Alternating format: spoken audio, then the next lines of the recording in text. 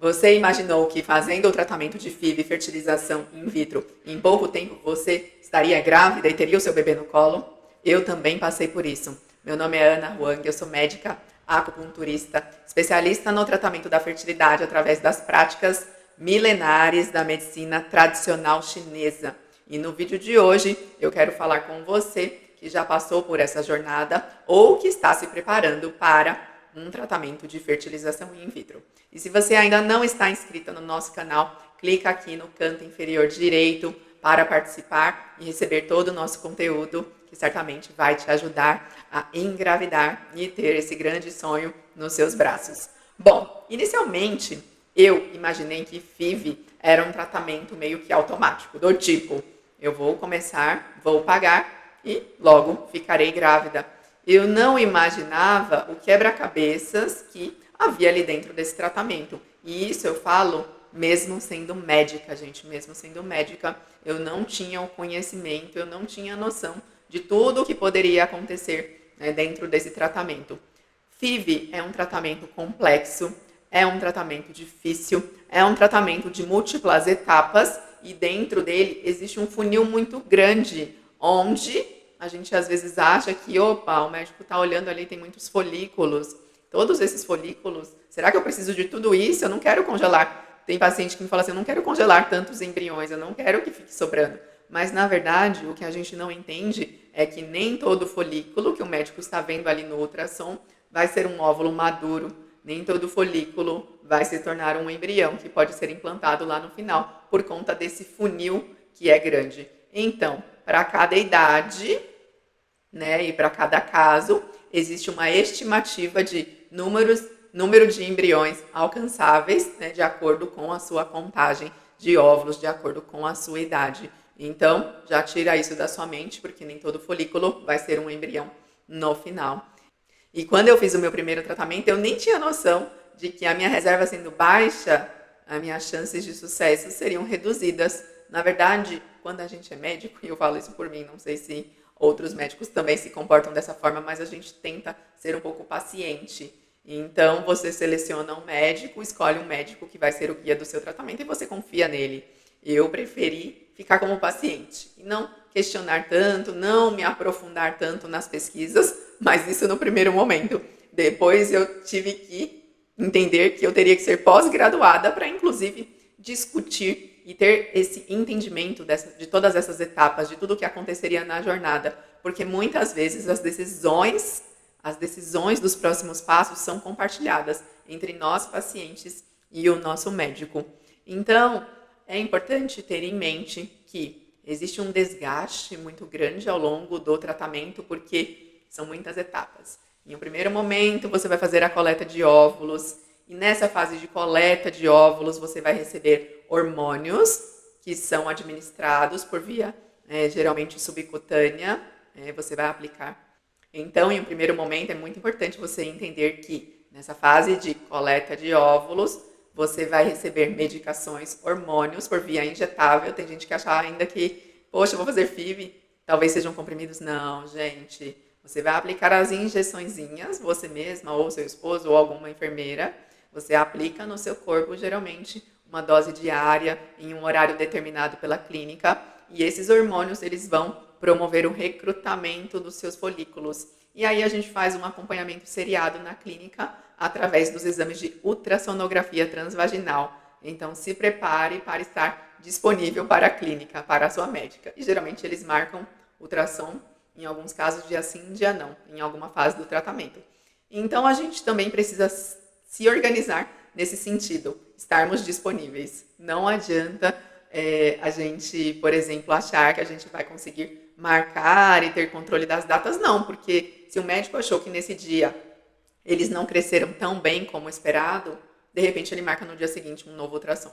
E aí você precisa estar disposta e desapegada disso, de datas, de prazos, de tudo. Apenas aceite e esteja preparada, né, para se dedicar ao tratamento e para se dedicar às suas práticas também, porque o médico, ele implementa o tratamento, ele implementa um protocolo que é mais específico para o seu caso, mas do lado de cá a gente faz a nossa parte também. Na fase da coleta eu entendo que essa questão de disponibilidade ela é um pouco maior. Nós precisamos ir às clínicas mais vezes para fazer esses exames de ultrassonografia seriados. Na fase da transferência, não acontece dessa forma. Esse acompanhamento é um pouco mais leve. Normalmente, depois da menstruação, a gente vai iniciamos a medicação, se for um ciclo artificial, o médico pode prescrever o estrogênio, seja por via oral, aí é diferente também, não temos injeções de forma geral. A gente aplica um adesivo ou um gel de estrogênio ou até o comprimido. Então, tudo é mais leve também, né? E nem por isso temos menos efeitos colaterais. Cada corpo é diferente. E tem gente que sente muito mais o processo da transferência, sente o efeito da progesterona de forma até mais importante do que na fase da coleta de óvulos, onde a gente faz as injeções. Isso varia entre os casos. Mas, de forma geral, quando eu pergunto para as minhas pacientes, você achou que seria melhor ou pior no sentido de efeitos colaterais? Elas costumam dizer que achavam até que seria pior por conta de informações que a gente lê na internet. Então essa é uma notícia boa, não é tão ruim como a gente imagina.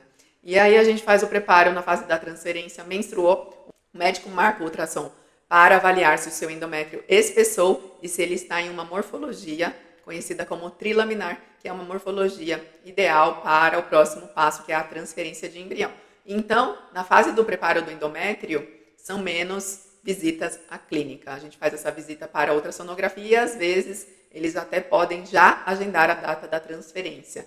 Sempre existe um intervalo de 5 dias, pois temos que iniciar o uso da progesterona por via vaginal normalmente, e ela pode ser também suplementada por via oral, mas antes da transferência nós temos esse intervalo de 5 dias para nos organizarmos no trabalho ou para qualquer outra atividade. Existe esse uso de progesterona por 5 dias. Inclusive, esse é um tempo em que você se organiza com seu acupunturista para agendar o protocolo de Paulos, que são as 2 sessões de acupuntura, uma sessão antes e uma sessão após a transferência, com o objetivo de melhorar o fluxo de sangue para ajudar na implantação do seu embrião.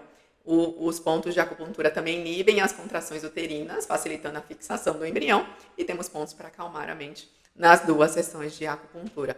Então, olha só em relação à disponibilidade como funcionam essas 2 etapas, coleta de óvulos e preparo para a transferência. Depois da transferência de embrião, normalmente as clínicas recomendam repouso relativo no dia da transferência, algumas recomendam no dia seguinte, mas, teoricamente, após esse período, vida normal, uma vida normal adaptada, sem muita atividade física. Então essa recomendação varia entre as clínicas e cada uma tem que seguir as orientações do seu médico.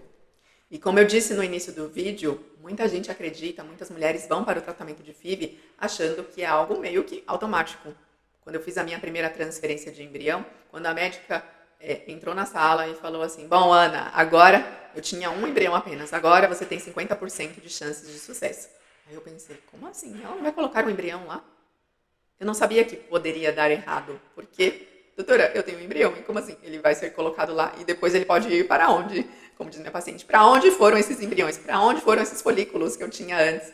Tudo pode acontecer no tratamento de FIV. São muitas intercorrências, são muitos imprevistos que a gente nem imagina que possam acontecer e que de repente pegam a gente de surpresa, sabe? Poxa, mas o ciclo começou bem e aí os meus folículos não evoluíram? Como assim?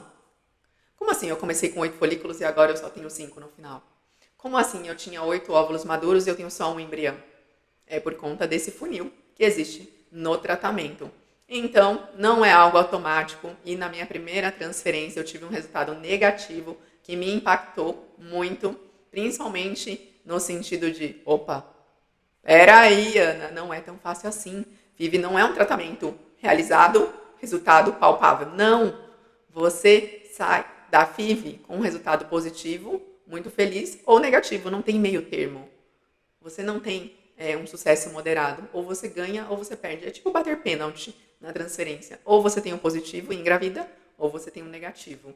E é por isso mesmo, sabendo que não é um tratamento simples, não é um tratamento barato, não é um tratamento fácil do ponto de vista físico e nem emocional, que nós temos que nos preparar da melhor forma possível. O médico ele vai ser um facilitador no processo de união do óvulo com o espermatozoide, fertilização em laboratório. Depois esse embrião ele vai se ele vai sendo formado e ao longo dos 5 dias, depois da coleta de óvulos, a gente tem esse período, certo?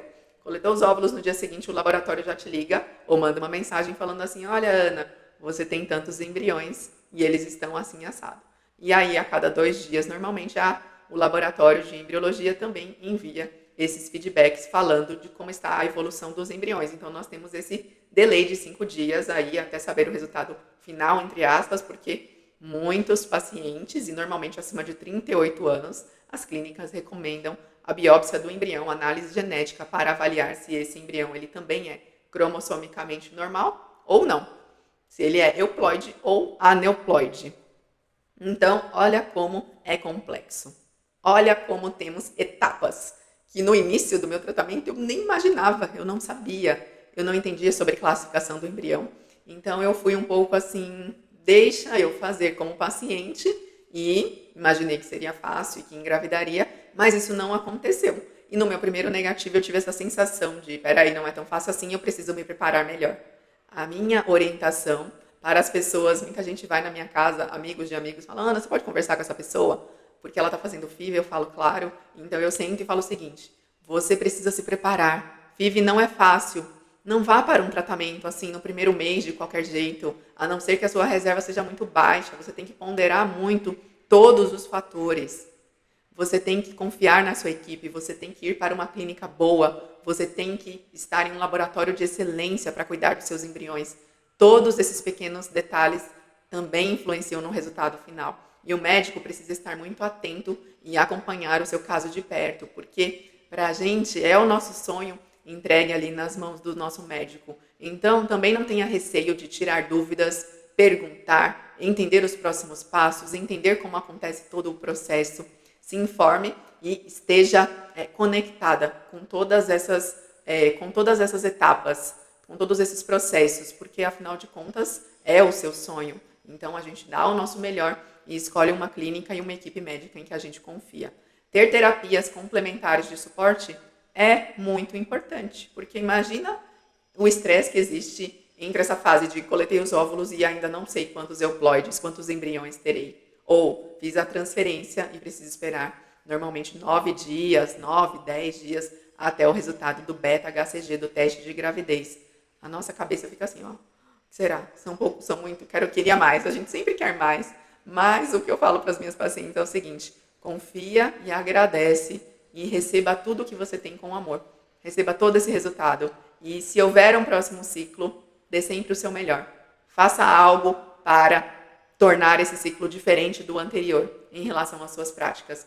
Quando eu tive os meus tratamentos, eu fiz 5 FIV, 5 coletas de óvulos, então eu tenho muita experiência nessa área, experiência como paciente, como alguém que vivenciou essas dificuldades na pele, aqui ó, na pele. Eu falo que quando dava errado, eu ficava, ai, não vou fazer mais nada. E aí largava tudo. Mas no outro dia o que eu fazia, poxa, se não tá dando certo com tudo isso, então eu preciso fazer algo a mais. E foi aí que a medicina chinesa entrou na minha vida como uma terapia complementar de suporte emocional e de equilíbrio. A medicina chinesa, por associar inúmeros pilares, não só a acupuntura que melhora o fluxo de sangue, pode ajudar no recrutamento dos seus folículos, pode ajudar com que você tenha óvulos de melhor qualidade. A acupuntura também é muito recomendada no processo de transferência de embrião através do protocolo de Paulus, que eu mencionei para vocês, que cientificamente aumenta a taxa de gravidez. Então, terapias complementares são muito importantes nessa caminhada, mesmo que o seu médico não fale, porque ele está muito focado nos processos inerentes ao tratamento, nos protocolos que ele vai implementar para o seu caso. Mas, se você entende que integrar os cuidados do corpo físico, das emoções, da espiritualidade, faz sentido para você, afinal de contas, somos seres complexos e integrados. O óvulo que ele vai retirar ali dos seus ovários, esses óvulos ou os óvulos, eles refletem a qualidade das suas escolhas diárias. Os óvulos que os médicos retiram ali no momento da coleta de óvulos, na extração, eles refletem as suas escolhas diárias em relação aos hábitos de vida. Então, eu acredito que sempre dá para melhorar. E na medicina chinesa, nós recomendamos chás, sucos, acupuntura para a fase de coleta, acupuntura para o preparo, acupuntura para a transferência. e muitas outras medidas que podem potencializar o resultado. Já sabe que FIV não é fácil? Então se prepara antes para que você fique menos tempo dentro desse tratamento que é tão desgastante em todos os sentidos para todas nós que passamos por ele. Apenas as pessoas que fazem uma FIV engravidam rápido que não devem entender o quanto é difícil vivenciar todo esse processo que pode demorar muito tempo. E é claro que dentro da minha visão, a gente precisa fazer a nossa parte e ter paciência de entender que não temos controle sobre os resultados e prazos e temos que ter fé também e acreditar que tudo é possível.